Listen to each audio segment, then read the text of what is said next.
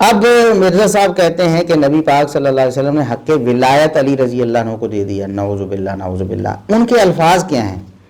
کہتے ہیں جی بڑے لوگوں نے کلپ چڑھائے ہوئے ہیں مفتیوں نے، وہ کہتے ہیں جی آگے الفاظ پڑھیں، اس حدیث میں آگے ہے نا کہ جو علی سے محبت کرے گا اس سے اللہ بھی محبت کرے، اور جس وہ علی سے نفرت کرے اللہ بھی اس سے نفرت کرے، اس طرح کے الفاظ بھی ہیں۔ تو کہتے ہیں کہ اس سے مطلب ہے کہ وہ جو مفتی ہیں وہ کہتے ہیں کہ دیکھو دلی دوستی مراد تھی نا، یہاں پر دلی دوستی مراد تھی۔ کہتے ہیں یہ پیچھے نہیں پڑھتے، یہ کہتے ہیں آگے پڑھو، ہم کہتے ہیں پیچھے پڑھو۔ پیچھے کیا ہے جی؟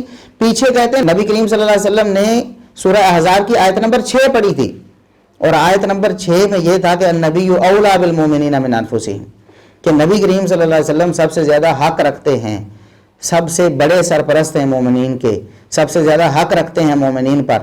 تو لہٰذا اس کے بعد چونکہ نبی پاک صلی اللہ علیہ وسلم نے فرمایا کہ من کنت مولا، لہٰذا مولا سے بھی مراد یہ ہوگا کہ سب سے پہلے سرپرست اور سب سے زیادہ مسلمانوں پر حق رکھنے والے وہ علی رضی اللہ عنہ ہیں۔ کلپ چڑھائے میں بڑے بڑے مفتیوں نے، وہ کہتے ہیں جی آگے الفاظ پڑھیں، آگے لکھا ہے اللہ اس سے محبت رکھ جو علی سے محبت رکھے، اس سے دشمنی رکھ جو علی سے دشمنی رکھے۔ تو اس کا مطلب ہے کہ یہ مولا کا معنی تھا دلی محبوب۔ اور پیچھے پڑھو، پیچھے ہے النبی اولیٰ بالمؤمنین من انفسہم۔ سمجھ آئی؟ کیسا استدلال ہے جناب مرزا صاحب آپ کا؟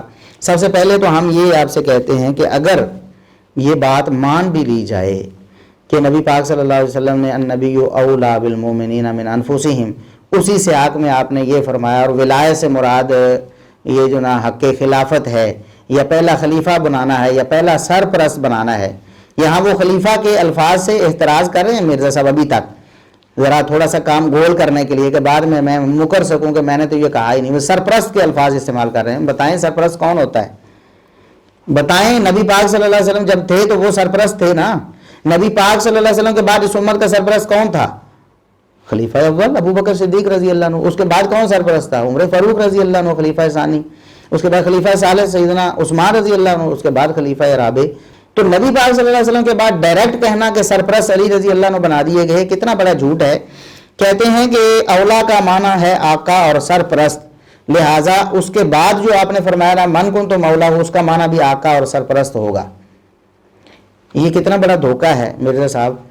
اگر ہم مان لیں تھوڑی دیر آپ کی بات، تو نبی پاک صلی اللہ علیہ وسلم نے جب وہ آیت پڑھی تھی النبی اولیٰ بالمؤمنین من انفسہم، تو اس کے بعد آپ صلی اللہ علیہ وسلم وہی الفاظ کیوں نہ دہرا دیتے؟ آپ فرماتے النبی اولیٰ بالمؤمنین من انفسہم اور علی اولیٰ بالمؤمنین من انفسہم، یہ آپ نے کیوں نہیں فرما دیا؟ آپ نے الفاظ کیوں بدل دیے؟ آپ نے مولا کا لفظ بعد میں کیوں بول دیا جو کہ دوسروں کے لیے بھی بولا جا چکا ہے؟ مولا کا لفظ کیوں بول دیا؟ آپ اولا کا لفظ ہی بول دیتے۔ آپ فرماتے اگر آپ کی بات درست ہوتی نا مرزا صاحب، تو نبی پاک صلی اللہ علیہ وسلم نے جس طرح اپنے آپ کو اولا کہا تھا، انا اولا النبی اولا بالمؤمنین من انفسہم، تو اسی طرح آپ صلی اللہ علیہ وسلم فرماتے علی اولا بالمؤمنین من انفسہم، بات ختم ہو جاتی۔ لیکن آپ صلی اللہ علیہ وسلم نے یہ فرمایا نہیں۔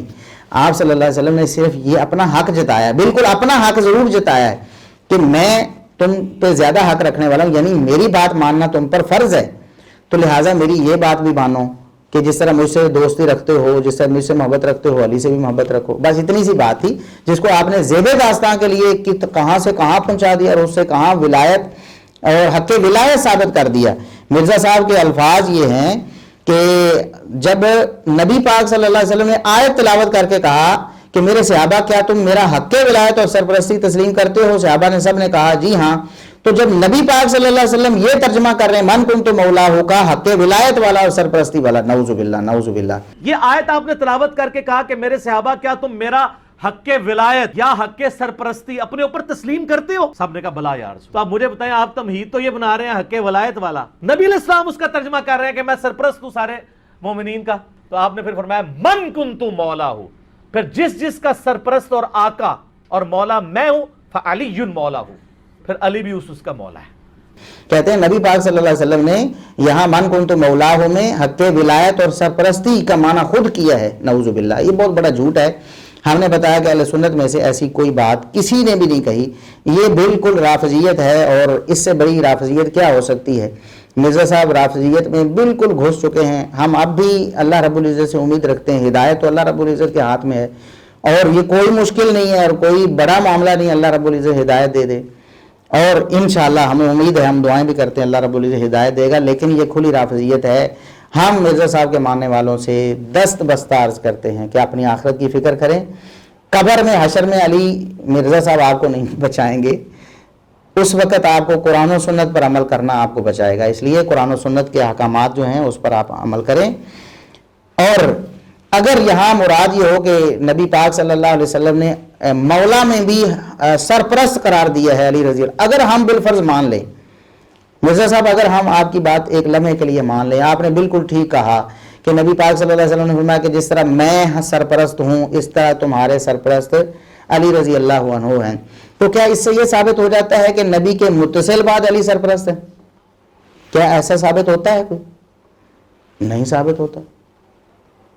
دوسرے دلائل سے ثابت ہوتا ہے کہ علی رضی اللہ عنہ سرپرست ہوں گے لیکن بعد میں پہلے ابو بکر و عمر و عثمان ہوں گے سرپرست. وہ تو دلائل ہم نے پہلے بھی پیش کر دی اور اہل سنت کا عقیدہ بھی ہے. اور ایک مثال بھی میں یہاں عرض کر دیتا ہوں کہ ایک مطلق بات کی گئی, اس میں سب لوگوں کو شامل کر لینا ضروری نہیں ہوتا, بلکہ کچھ لوگ اس سے خارج بھی ہو سکتے ہیں. جیسا کہ جامع ترمذی کی حدیث مرزا صاحب نے خود سنائی ہوئی ہے لوگوں کو, 3801 نمبر, کہ نبی کریم صلی اللہ علیہ وسلم نے ایک صحابی کے بارے میں فرمایا, ابو ذر رضی اللہ عنہ کے بارے میں فرمایا کہ آسمان کی چھت کے نیچے سب سے زیادہ سچے ابو ذر ہیں.